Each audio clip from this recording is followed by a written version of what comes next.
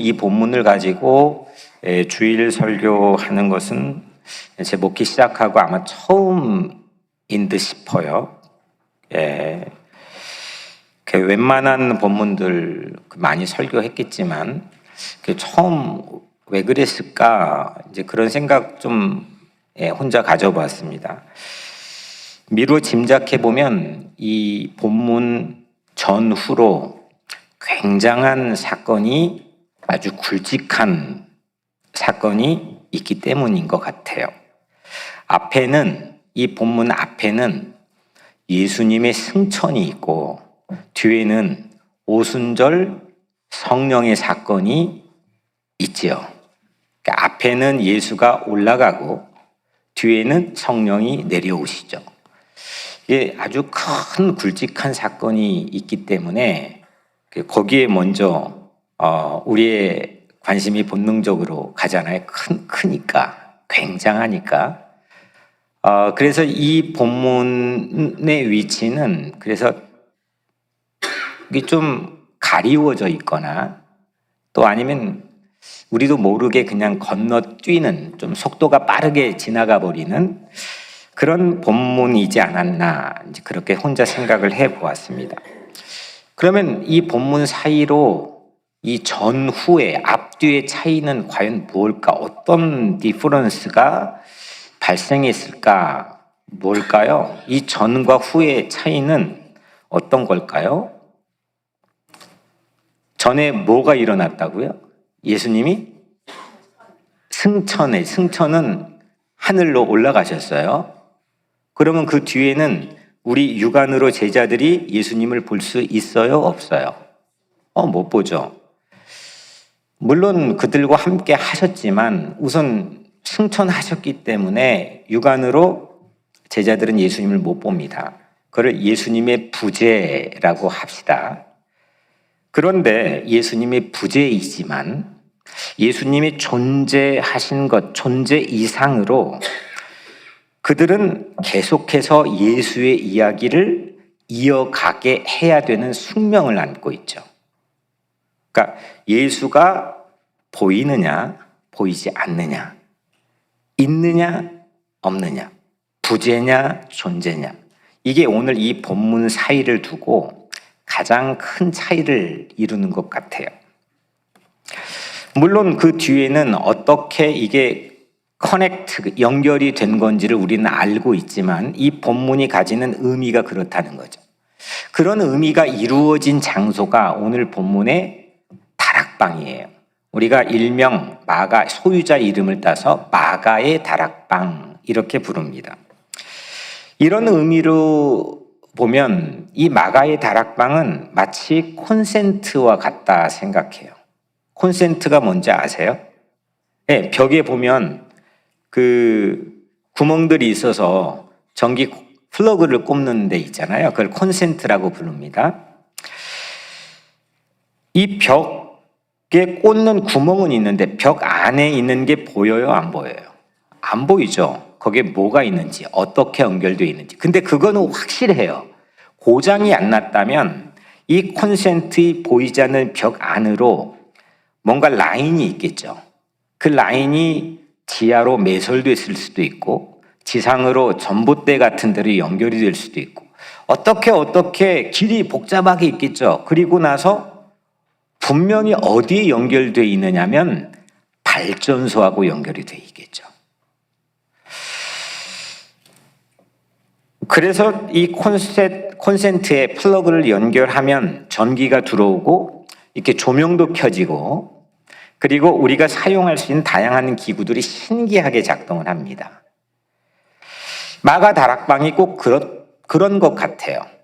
왜냐하면 그 마가 다락방에 입실한 사람들에게 전혀 세상에 없던 새로운 에너지가, 능력이 그들에게 임했거든요. 그리고 나서 전혀 딴판의 사람들이 돼요. 작동과 메커니즘이 전혀 다르게 돼요. 그들이 서 있는 곳에 전혀 다른 문화가 발생하고 새로운 공동체가 형성이 되고 어두웠던 시대를 환하게 밝혀버리고 대륙을 건너가고 해양을 건너가 전 지구를 완전히 뒤바꿔 놔요. 그래서 이 마가의 다락방이 꼭 콘센트 같다, 그런 생각을 해봤습니다. 그런데 이 콘센트가 만약에 없으면, 또 혹 발견하지 못했으면, 아니면 거기에 꽂지를 않았다면, 이 벽 안에서 발전소까지 분명히 연결되어 있는 이 엄청난 에너지가 무용지물이 될 수가 있잖아요. 예수님의 부재에도 불구하고 예수님과 함께 동행했던 사람들, 사도들을 비롯한 그 예수를 따랐던 일명 제자들, 팔로워들, 그들에게 이 마가 다락방은 일종의 연결체, 이 본문이 가지고 있는 의미도 이 전후로 큰 게 있어서 묻혀 있는 것 같지만 아주 중요하게 매설되어 연결되어 있는 그런 의미를 가지고 있다고 생각을 합니다. 우리는 이런 콘센트가 있습니까? 발견했습니까? 꽂혀 있습니까? 저는 무엇보다도 여러분들 각자 개인의 삶이 그런 콘센트 역할을 하면 좋겠고, 또 한 가지 중요한 거는 우리가 섬기고 우리가 다니는 이 교회가 마가 다락방처럼 그런 콘센트 역할을 하기를 간절히 축원합니다. 여기에 두라면 밖에서 지치고 방황하고 고심에 휩싸이고 린치를 당하고 어려움에 처하고 길을 잃어버렸을지라도 여기에 와서 기도하면 새로운 에너지가 나에게, 여기 와서 예배 드리면 새로운 능력을 내게, 그냥 여기 와서 그냥 자리에 앉는 것만으로도 때로는 사랑의 하나님께서의 은혜를 주시는, 그 채워주시는 충만함이 내게, 그런 그 일종의 다락방 같은 콘센트 역할을 이 교회가 기능을 상실하지 않고 회복하고 여러분들을 누리게 되기를 주의 이름으로 간절히 축복합니다. 이 마가다락방은 가장 먼저 기억해야 될 거는 기독교라고 하는 이제 새로운 신앙이죠. 이 기독교의 새로운 공동체를 교회라고 불렀습니다. 첫 번째 교회가 이 마가다락방에서 일어나죠. 그를 후대의 사람들은 일명 손쉽게 예루살렘에 위치했다 해서 예루살렘 교회라 이렇게 부릅니다. 그러니까 이외에 우리 한국교회, 이민교회, 모든 전 세계 2000년 동안 있던 모택교회는, 마더처치는 예루살렘 교회, 이 다락방에 있는 이 교회가 되는 거죠. 오늘 본문은 길지 않아요. 4개 절밖에 되지 않아요. 먼저 12절은 그 마가의 다락방의 로케이션, 위치가 어디냐, 이걸 우리에게 보여주고, 그리고 13절, 14절은 마가 다락방에 모여있는 사람들을 우리에게 알려주고, 또 14절은 마가 다락방에서 무엇을 했는지 한 일을 우리에게 알려주고, 마지막 15절은 마가 다락방에 모이는 사람들의 숫자를 우리에게 보여줍니다. 먼저 첫 번째로는 다락방의 위치를 봅시다. 12절에 제자들이 감람원이라 하는 산으로부터 예루살렘에 돌아오니, 이 산은 예루살렘에서 가까워 안식일에 가기 알맞은 길이라. 제자들이 어디에서 어디로 이동했어요? 감람원에서 예루살렘으로 돌아왔어요. 이 감람원은 예수님이 승천하셨던 장소예요. 4개의 봉우리가 있는데 감람산이라고도 부르죠. 거기에서 예루살렘으로 이동했는데 그 뒤에 절을 보면 그 예루살렘은 다락방이 있었던 도심, 그러니까 다락방으로 들어왔다는 거죠. 그들이 다락방에 함께 모였어요. 근데 이 산은 예루살렘에서 가까워 안식일에 가기 알맞은 길이라. 이 두 거리, 감람 승천하신 장소에서 지금 그들이 모였던 다락방까지 가까웠어요? 멀었어요? 가깝다는 거예요. 얼마나 가까웠는지를 우리가 추정할 수 있는 힌트를 본문이 주고 있는데, 안식일에 걸어가기에 알맞은 길이다. 유대인은 엄격한 율법으로 안식일에 쉽게 움직이면 안 돼요. 그래서 심지어는 안식일에 걸어갈 수 있는 거리까지 법으로 정해놨어요. 정확하게는 912m. 그러니까 대략적으로 1000m 이상은 못 걸어요. 그러니까 스테이션 없이, 중단 없이, 경유 없이 그들은 최대치로 1000m까지만 걸을 수 있는 거죠. 그러면 가까워 안식일에 가기 알맞은 길이라. 이 두 사이에 이 장소를 이동하는 거리가 1000m를 넘어요, 못 넘어요? 못 넘는 거죠.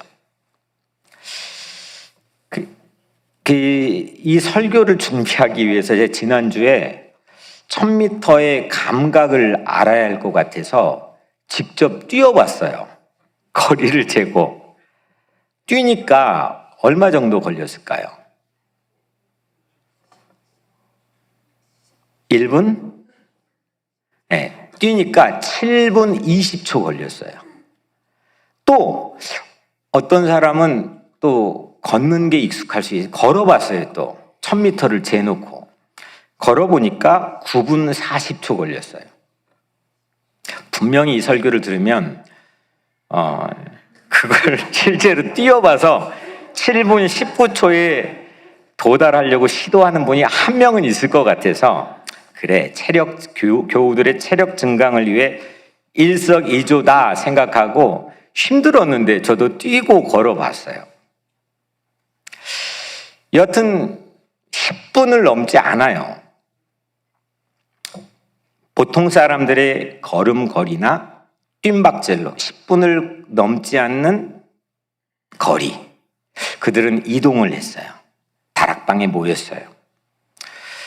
부활하시고 승천하신 예수님을 직접 본 사람들, 그 사람들이 모여있는 곳, 그게 그 현장에서 1000m 미만인 다락방이라는 거죠. 두 번째로, 다락방에 누가 모였습니까? 그렇죠? 13절에는 이 제자들이 한 명 빼고 11명이 다 모였어요. 다른 때는 옆으로 한 명씩 세거든. 도마가 없던지 아니면 십자가 앞에 전부 다 오합지졸로 흩어졌던지. 근데 한 명도 안 빠지고 11명이 다 모였네요. 이름이 있으니까. 그 11제자들이 있고 예수님의 모친이었던 마리아가 있었고, 또 예수님의 형제들, 마태복음 13장 55절에 보면 네 형제들이 소개하고 있죠. 형제들이 있었고 또 여자들이 있었어요. 예수님을 정말 사랑했던, 그 자기의 모든 걸 걸고 마지막 십자가의 자리까지 함께, 그러니까 그 사람 여자들이 거기에 모여 있었어요. 세 번째로, 그럼 다락방에서 1000m 거리에 와서 그 모여있는 구성 분포도들을 우리가 살펴봤는데 그들이 거기에서 뭘 했을까? 14절이 더불어 마음을 같이하여 오로지 기도에 힘쓰더라. 뭐 했어요? 더불어 기도했어요. 이 공간을 떠나지 않고 한 마음으로 마음을 같이 모아서 오로지 기도에 힘썼어요. 그랬더니 어떤 일이 일어나느냐? 오순절이 되자 성령이 바람과 불처럼 강력하게 그들에게 임했어요. 그러면 이 질문의 그 서브로 그들은 며칠 동안 거기에 기도했을까요? 오순절이 오순절을 세 가지로 설명을 역사적으로 할 수 있는데, 먼저 첫 번째로는 6월절 이후에 50일째 되는 날이에요. 첫 번째 6월절은 출애굽했을 때잖아요. 출애굽하고 50일째 되는 날 시내산에 도착을 해요. 그리고 모세가 시내산에 올라가서 무엇을 받았느냐? 십계명과 율법을 받게 되죠. 그래서 출애굽 6월절 후에 50일째 되는 날, 하나님으로부터 새로운 법을 받은 날, 하나님의 지시를 받은 날, 그게 오순절의 기원이고, 이게 시간이 지나 보니까 그 시즌이 얼추 추수 때하고 맞아요. 야, 하나님께 이때 감사하자 해주고, 우리가 지금 지키고 있는 추수감사절의 의미를 가지고 오순절을 오랜 기간 동안 이스라엘 백성들 생각했어요. 그리고 지금 이 교회 시대에는 오늘 이 본문부터 지금은 가장 정확한 것, 우리가 주목해야 될 거는 부활절 후 6월절에 예수님께서 6월절 다음 날 부활하셨잖아요. 6월절 이후 50일째가 되는 날, 이게 오순절이에요. 그러니까 뭐 오순절 파라고 해도 그 가치 밸류, 네임 밸류를 어떤 뭐 교단을 생각하는 그게 전혀 아니고, 이런 세 가지가 있지만 오늘 우리는 마지막 예수님 부활하신 후에 50일째가 되는 날, 오순절이에요. 그러면 예수님이 승천하기 직전까지 부활하시고 나서 며칠 동안 이 땅에 머무셨죠? 40일 머무셨죠? 예. 딴 생각하면 안 돼요. 예, 여기 보고 40일 동안 머무셨는데 50일째가 되는 날에 그들은 거기에서 기도에 대한 응답을 받았어요. 그러면 승천 직후에 거기에 모였으니까 며칠 동안 그들은 이 마가의 다락방에서 모여 기도했나요? 아, 똑똑하십니다. 10일 동안 그들은 거기에서 기도한 거죠. 10일 동안 떠나지 않고 더불어서 마음을 모아가지고 그들이 거기에서 기도했다는 거예요. 네 번째, 마지막 질문은 이 마가 다락방에 모여 있는 사람들은 몇 명입니까? 그쵸. 이걸 모르면 오늘 성경을 안 읽은 겁니다. 다른 넘버들은 이 본문 안에 감춰져 있는 암시된 숫자인데, 그걸 오늘 가지고 이제 여러분들 소개하고 있죠. 근데 딱 하나 120은 드러나 있습니다. 약 120명쯤이나 모였더라. 15절에 모이는 무리의 수가 약 120명이나 되더라. 120명 모였습니다. 어제 우리 가베 모임을 하는데 이종구 장로님이 아주 중요한 질문, 아니 다락방에 120명이 어떻게 거기 다 모십니까? 이 질문을 너무 좋은 질문해 주셨어요. 13절에 들어가 그들이 유하는 다락방으로 올라가니, 그러니까 분명히 다락방에 모였단 말이에요. 근데 120명이 모였어요. 근데 이 다락방은 우리가 아는 어린 시절에 봤던 한국의 그 방에 있는 다락방, 그런 다락방이 아니에요. 뭐 물건을 쌓아두든지, 아니면 뭐 비상금을 숨겨두든지, 아니면 음식이 겨울에도 냉동 역할을 할 수 있도록 넣어두든지, 그런 다락방이 아니고, 다른 성경의 버전을 보면, 영어 성경의 NEV라는 버전을 보면 2층 방이라고 번역이 되기도 하고, 거꾸로 했어요. BESK라는 성서 버전, 영어 성경을 보면 2층 방으로 소개가 되어 있기도 하고, 또 NEV라고 하는 영어 버전 성경을 보면 윗방이라는, 윗방, 2층 방, 다락방, 뭐 같은 의미인 거죠. 근데 이거는 120명이 충분히 들어가고도 남는 그런 그 방이에요. 이거를 이제 유대인들은 시나클룸이라고 부르는데, 시나클룸은 일종의 식당이에요, 식당. 그러니까 식당만을 이용하는 공간은 아니지만 식당을 겸할 수 있는 그런 공간.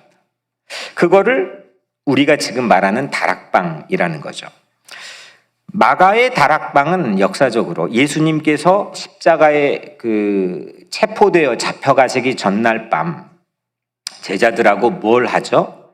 만찬, 최후의 만찬. 레오나르도 다빈치가 바로 이 마가의 다락방을 상상해서 최후의 만찬 그 명화를 그리게 되죠. 그리고 우리가 매달 하는 성찬, 성만찬의 시조가 되는 게 그 최후의 만찬인데 그 이루어졌던 장소가 마가의 다락방 식당이에요. 그리고 부활하신 예수님께서 제자들에게 나타났는데 제자들이 너무 무서워서 두려워서 문을 꽁꽁 잠그고 숨어 있었는데 그 잠근 문을 부활하신 몸으로 호련히 뚫고 제자들 한복판에 나타나시죠. 그 장소도 마가의 다락방으로 우린 미로 짐작하죠. 근데 그때의 다락방은 지금은 없어요. 허물어졌어요. 우리 성지순례를 통해서 가보신 분들도 계시겠지만 지금 있는 곳은 재건축해가지고 오스만 투르크라고 하는 이슬람 제국이 통치하던 시절에 이슬람 모스크로 사용했던 그 건물이에요. 근데 장소나 형태나는 거의 비슷하죠. 그렇게 사용하다가 현재는 다시 1940 이스라엘 독립하면 캐톨릭의 소유지가 돼서 우리는 마음껏 거기 성지순례를 하곤 있지만 여튼 그런 마가의 다락방에 120명이 모여서 한 10일 정도 기도에 힘썼고 그거는 승천하셨던 현장에서 1000m를 넘지 않는 거리에 있었다는 거죠. 그러다가 그들은 성령을 강력하게 받고 콘센트의 전류가 통한 거죠. 꽂았는데 마가의 다락방에 확 하고 하늘의 전류가 통한 거죠. 사람들에게 새로운 능력이 들어갔죠. 이 사람들이 전혀 딴판의 사람들이 되죠. 세상에 나갔는데 사람들이 무시 못하는 정도가 아니라 사람들을, 시대를, 사회를, 대륙을, 문화를 바꿔놔요. 무엇보다 이 120명, 이 마가의 다락방에 모였던 120명은 첫 교회의 주역이 된 셈이죠. 이렇게 본문의 이야기를 좀 재구성해서 여기에 드러난 숫자들, 또 감춰져 있지만 본문이 분명하게 암시하고 있는 숫자들을 통해 이 이야기, 스토리를 다시 한번 우리가 살펴봤어요. 이건 성경 이야기를 지금까지 살펴본 거고, 그러면 그 이야기의 의미가 우리에게 뭐냐는 거죠. 이거를 신앙적으로 우리에게는 어떤 의미가 있는지를 한번 생각해 봐야 되겠죠. 먼저 중요한 질문은 왜 120명이 거기에 모였을까요? 그죠? 네. 너무 답을 딱 말하니까 재미가 없는데 여튼 그들의 집이 어디였냐면 북쪽의 갈릴리였죠. 심지어는 예수님 부활하신 후에 몇 주 전만 해도 갈릴리에서 만나자 해가지고 7명이 베드로를 위시해 7명 갈릴리 어디 막 그물을 던져 잡고 있는데 깊은 곳에 그물을 던져라. 그때 예수님이 고기도 구워줬어요. 거기 만났던 장소는 갈릴리예요. 근데 지금 다시 승천하셨던 예루살렘으로 제자들이 와 있는 거죠. 그리고 마가의 다락방에 모여 있는 거예요. 왜 거기에 모였을까?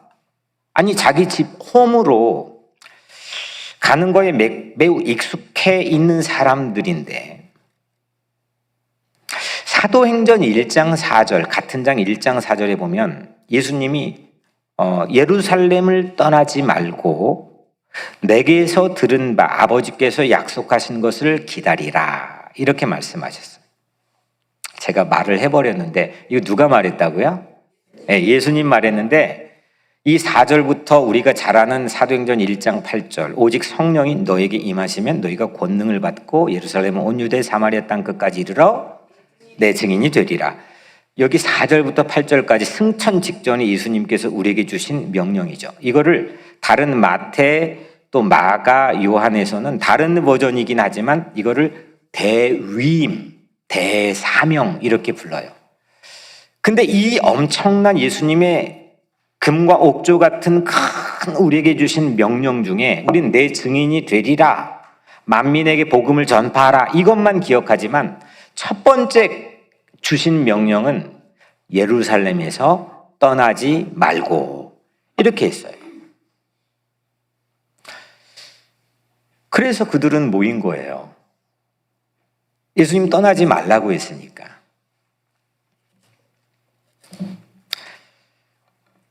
그들이 허탈한 마음을 만약에 추스리지 못했다면, 우리도 장례 끝나고 다 천국 가신 건 알지만 그 장례 직후에 우리 마음에는 왠지 허탈하고 다시 보지 못하는 그런 안타까움과 그런 게 있잖아요. 만약에 그들이 그렇게 허탈한 마음에만 빠져 있었다면 그들은 또 떠났겠죠. 떠나는데 명수들이거든요. 몇 주 전만 해도 떠나는데 매우 익숙했던 사람들이죠. 십자가 앞에서는 아주 크게 떠나본 적이 있어요. 베드로도, 심지어는 부활하신 후에 도마도 그 자리에 혼자 없었죠. 만져봐야 됐죠.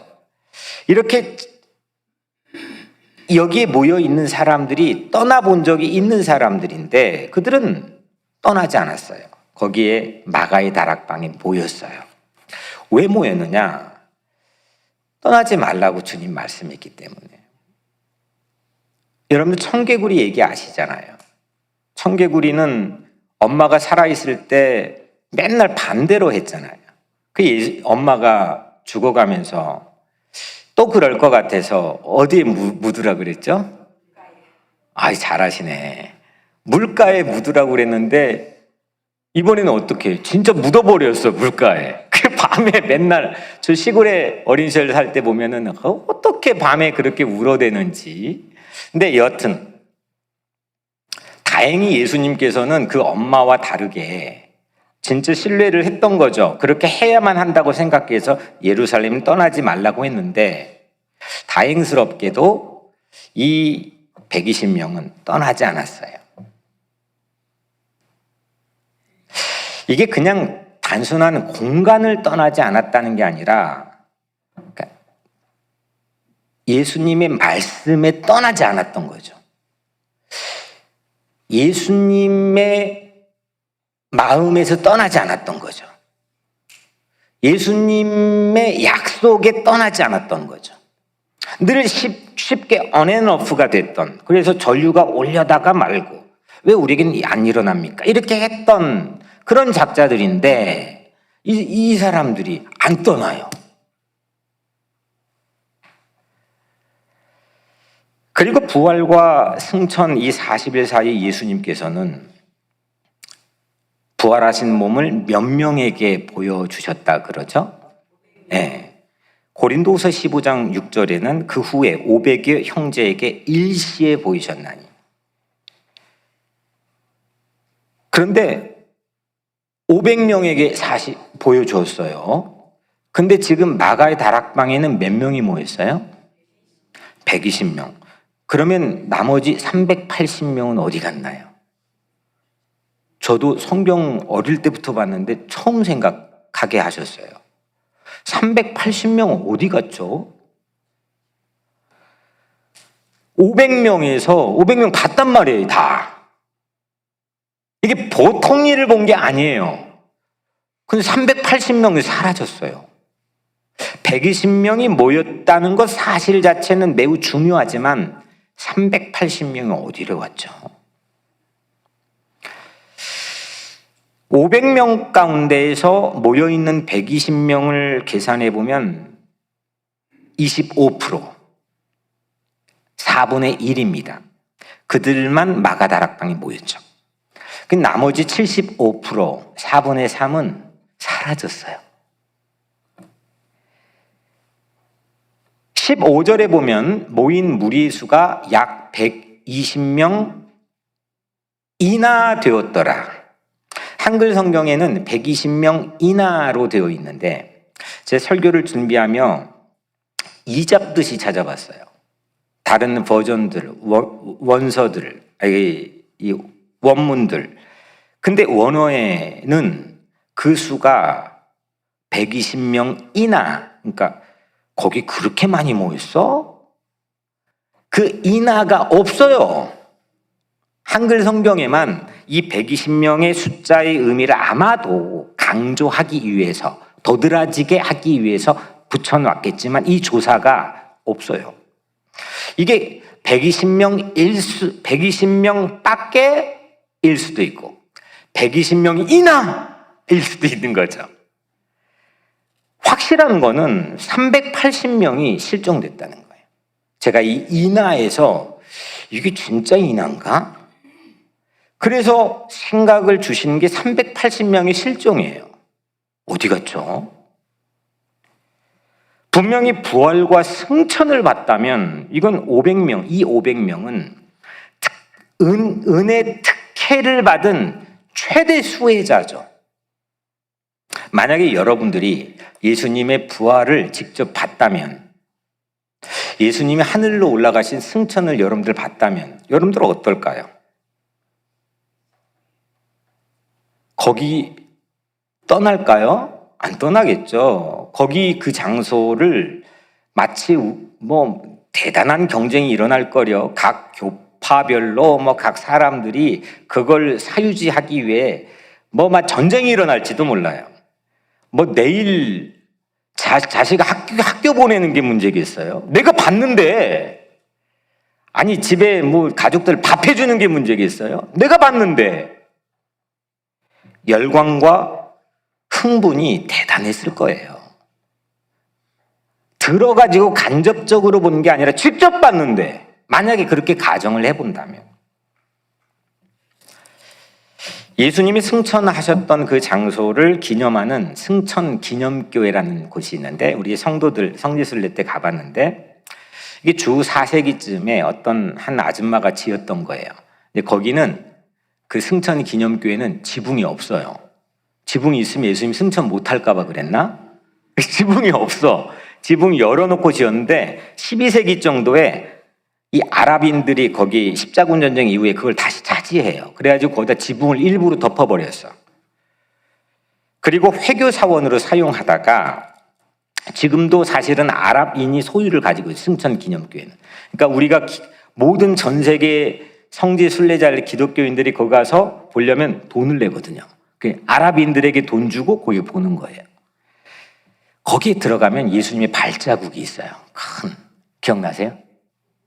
네, 갔다 오세요. 네, 발자국이 있는데 거기 발자국이 맨들맨들해요. 수없는 사람들이 줄을 서가지고 발자국을 만지면서 막 셀카를 찍고 만지면서 울고 막 그래요. 아니 승천을 직접 보지도 않았는데 그게 발자국일 확률은 거의 없거든요. 상술이죠.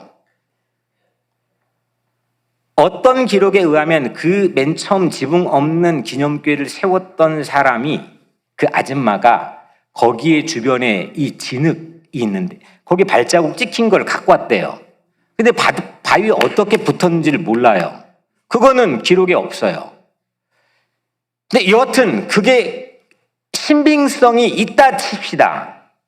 근데 확률은 낮아요. 근데 그걸 만지면서 막 셀카를 찍고 막 울고 그래요. 아니 그만큼 이게 무시하자는 게 아니라 그만큼 예수님이 승천하셨다라고 하는 감동이 세월이 흘러도 강력하다는 거죠. 근데 제가 다녀온 분들에게 몇 분에게 물어봤는데 거기 갔다 온 기억조차 없어요. 그때는 흥분했거든. 눈물 흘렸거든. 셀카 찍었거든. 기억 못해. 근데 이보다 더 놀라운 일은, 아니 봤는데 500명 안에 들어가 있는데 380명 어디 갔냐 이거예요. 아니 직접 봤는데 죽은 자 가운데 다시 살아나신 예수님을 직접 봤고 승천하신 장면 직접 봤는데, 그것도 그 승천 현장에서 마가 다락방까지 몇백 마일 가야 되면 또 혹시 몰라요. 비행기 타고 가야 되면 몰라. 돈 들어야 되면 몰라. 그런데 바로 고작 1000m였다니까요. 아니 1000m 옆으로 언제 샜냐 이거예요. 380명. 그 짧은 거리에 75%가 떨어진 셈인 거죠.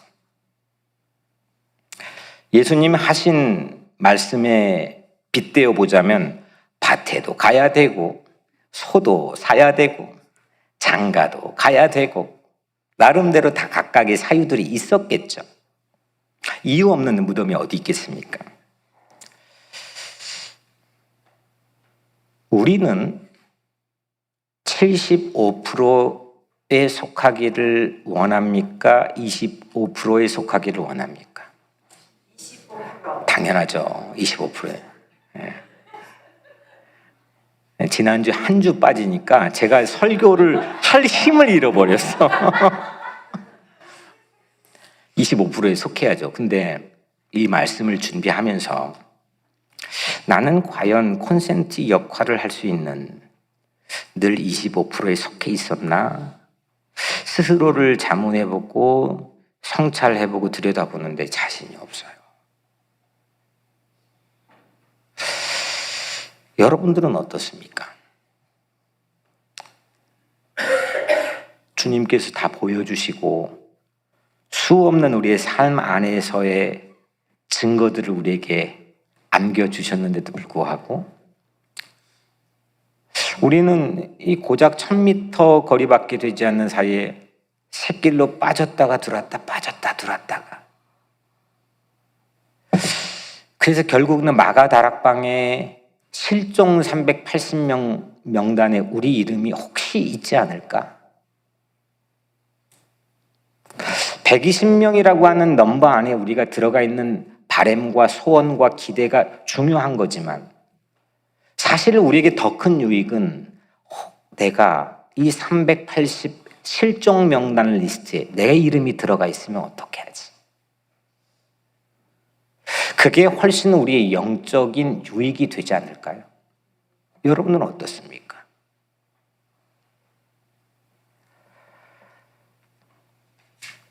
제가 한 번 말씀드렸지만 경영학 원리 중에 펜더슨의 15% 룰이라는 게 있습니다.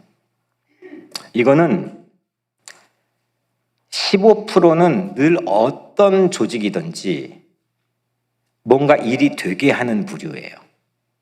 강한 지지, 강한 긍정을 하는 이게 어디 가나 15%는 있다는 거죠.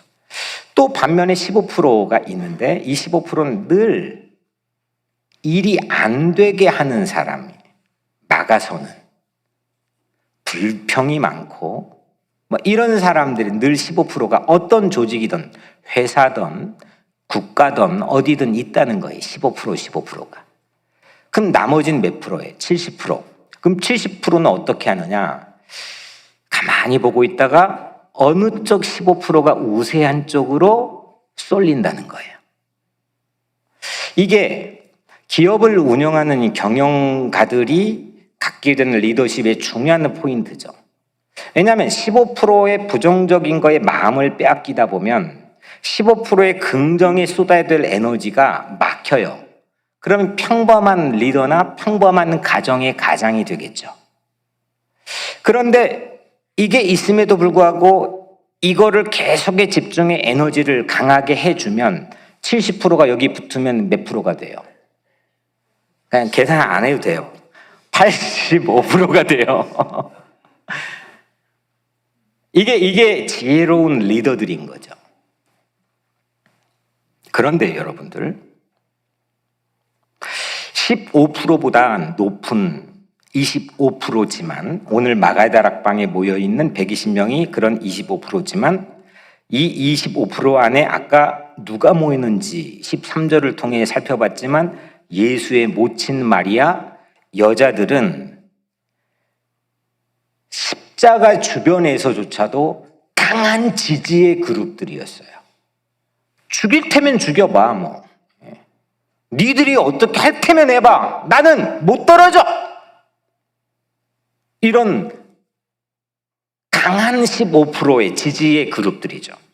그런데 반면 거기에 모여있는 11명의 제자들의 면면을 보면 근사해 보이지만 불과 몇 주 전만 아니면 십자가 주변의 모습들만 봐도 그들은 부인했고 의심했고 배반했고 흩어졌던 사람들이에요. 괜찮을 때는 따라갔지만 손해가 날 것 같으면 흩어졌던 사람들이에요. 이건 15%의 부정의 그룹에 소속될 가능성이 있는 사람들이었죠. 근데 오늘 이 양쪽의 그룹이 오늘 이 마가의 다락방에서 합해졌어요. 그게 120명이죠. 그게 13절에 나와 있는 리스트고 14절 초반 상반절까지 소개된 리스트예요. 이게 25%라는 거죠. 30%는 되진 않지만 부정적인 그룹과 긍정적인 그룹이 함께 합해져 마가의 다락방 10일 동안 마음을 같이 해서 기도에 힘썼다. 그 자체로 우리가 흠모할 만한 일이죠. 저는 우리 가정에서도, 여러분들이 자녀들의 가정에서도, 여러분들이 하는 일에서도, 또 우리 교회에서도, 또 우리가 위에 기도하는 사회에서도 저는 이런 일들이 일어나길 바라요. 우리 교회가 무엇보다 25%, 그 긍정과 부정이 함께 합류해버리는 25%, 120명이 모이는 마가 다락방 같은 그런 교회가 되기를 축원합니다. 그러면 거대한 어떻게 이 벽 안에서 연결된 누구도 눈으로 보이지 않아서 그냥 그거를 바람이라고 설명했고 불이라고 설명했는데 그 엄청난 성령의 에너지, 설명이 불가능한 초월적인 하나님의 능력과 에너지가 벽 안에서부터 그 다락방의 콘센트를 타고 이 120명에게 연결이 되죠. 전 우리 교회가 그랬으면 좋겠어요. 이 120명이라고 왜 염려할 일이 없었겠어요? 왜 두려운 게 없었겠어요? 왜 쫄리고 무서운 게 없었겠어요?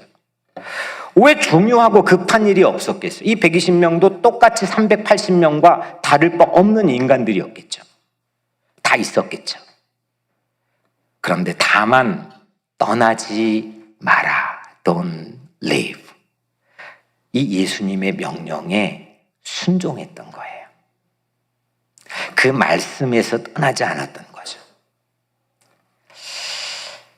그런 척하고 우리는 살아가지만 자칫 우리도 실제 거기 있는 줄 알았지만 마가의 다락방에 실종된 380명 실종 리스트에 내가 만약에 이름이 있다면 얼마나 큰 낭패입니까?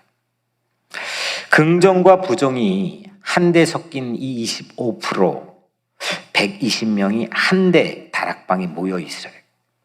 전 여러분들이 거기에 있기를 주의 이름으로 축원합니다.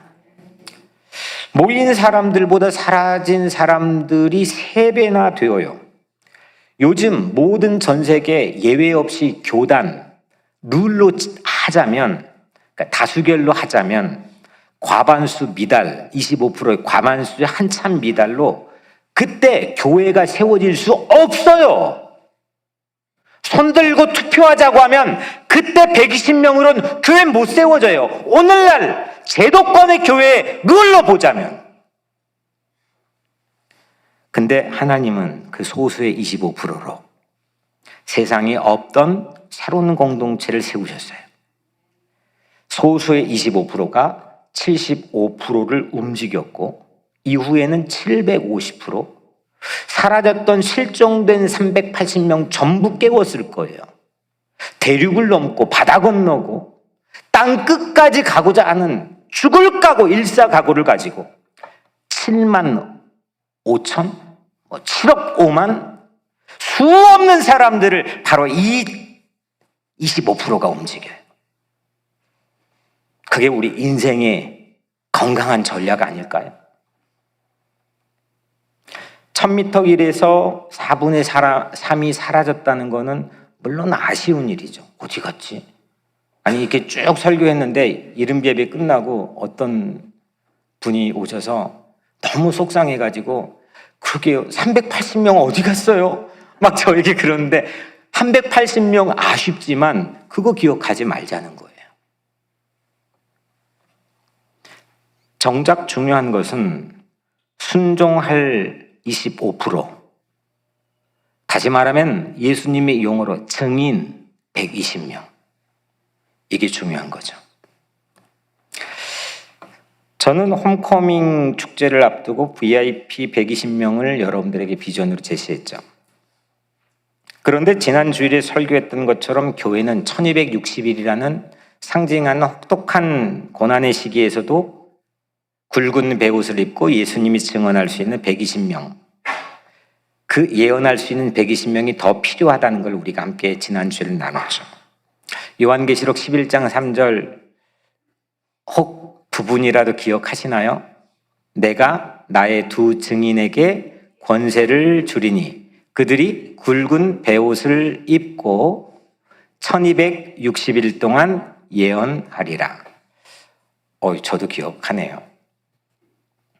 120명이 깨어나면, 120명이 각성하면, 120명이 능력받으면, 120명이 모이면, 120명이 마음을 같이 하면, 120명이 함께 기도하면 놀라운 일이 일어날 줄로 믿습니다.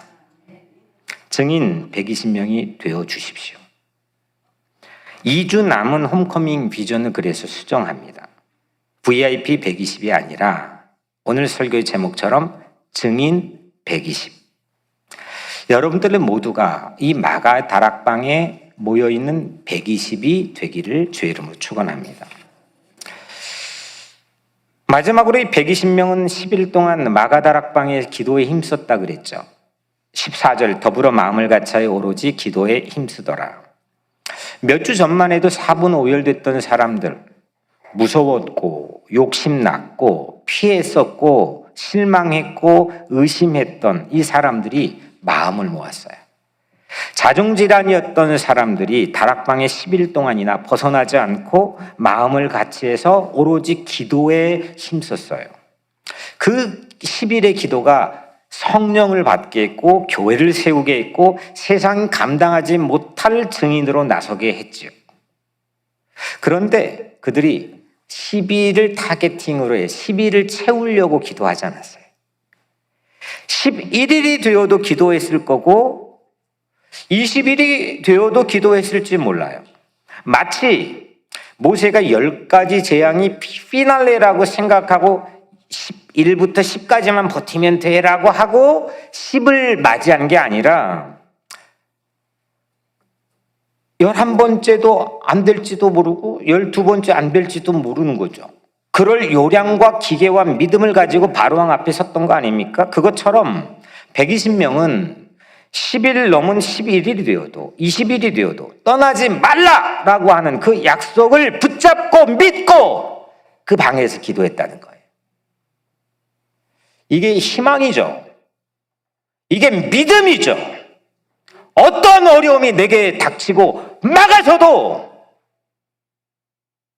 내가 정해놓은 유통기한을 넘어서는 한계치에 도달해도 주님이 말씀했다면 그 말씀에 떠나지 않고 그 말씀을 붙잡고 한계를 걸어가는 것, 그게 믿음이고 소망인 거죠. 그렇게 믿고 기도하다 10일째 성령이 임했을 뿐인 거죠. 응답이 올 때까지 기도한 것인데 10일째 응답이 온 거죠. 고린도후서 6장 2절에 보라 지금은 은혜 받을 만한 때요 보라 지금은 구원의 날이로다. 바로 지금이에요. 지금 right now. 미루지 말고 떠나지 마세요. 나도 여러분들 각자의 자신의 삶도 오늘 이 다락방과 같은 콘센트의 기능을 작동하고 회복하기를 주의 이름으로 축원해요. 나랑 연결한 자녀들은, 나랑 연결한 누구는 새로운 벽면, 나도 알지 못하는 보이지 않는 새로운 성령의 에너지가 그 공간에, 그 교회에, 그 사람의, 그 자녀의, 그 가족에게 흘러 들어가는 그런 콘센트의 기능, 이 다락방의 기능을 우리가 회복하기를 바라는 거죠. 다락방의 본 소유자인 청년 마가는 그 다락방을 똑 닮았어요. 다락방을 내어줘서 오늘 같은 교회를 세우게 했고, 사복음서 중에 첫 번째로 쓰여진 마가복음, 그 첫 복음서인 마가복음을 기록해 사복음서의 길을 텄으며, 바울과 첫 번째 1차 선교 여행을 동행해서 이방 땅에 새로운 에너지를 연결하는 콘센트 역할을 하는 거죠. 여러분들 그렇게 삶을 살기를 주 이름으로 축원합니다. 여러분 380명이 되지 마십시오. 사라지지 마십시오. 여러분이 120명이 되어 주십시오. 증인이 되어 주십시오. 남은 2주를 다락방 10일처럼 보냅시다. 뉴욕 우리 교회가 마가의 다락방이 될 것입니다. 하나님께서 여러분들 각자 모두와 가정과 여러분들의 삶과 우리 교회를 콘센트처럼 사용해 주시기를 주의 이름으로 간절히 축원합니다. 기도하겠습니다. 은혜로우신 하나님 감사합니다. 고작 1000m 거리인데도 우리는 10,000마일이나 된 것처럼 여러 가지 우리 각자의 사정과 변명과 형편으로 언앤오프를 반복하며 들어왔다 나갔다, 실제 결정적인 현장에 없을 수도 있는 그런 위험천만하고 안타까운 삶을 살았을지도 모릅니다. 하지만 하나님, 오늘 우리 모두가 그 마가의 다락방에 머물게 하여 주옵소서. 우리가 함께 기도하게 하여 주옵소서. 우리가 증인이 되게 하여 주옵소서. 예수님의 이름으로 기도드리옵나이다. 아멘.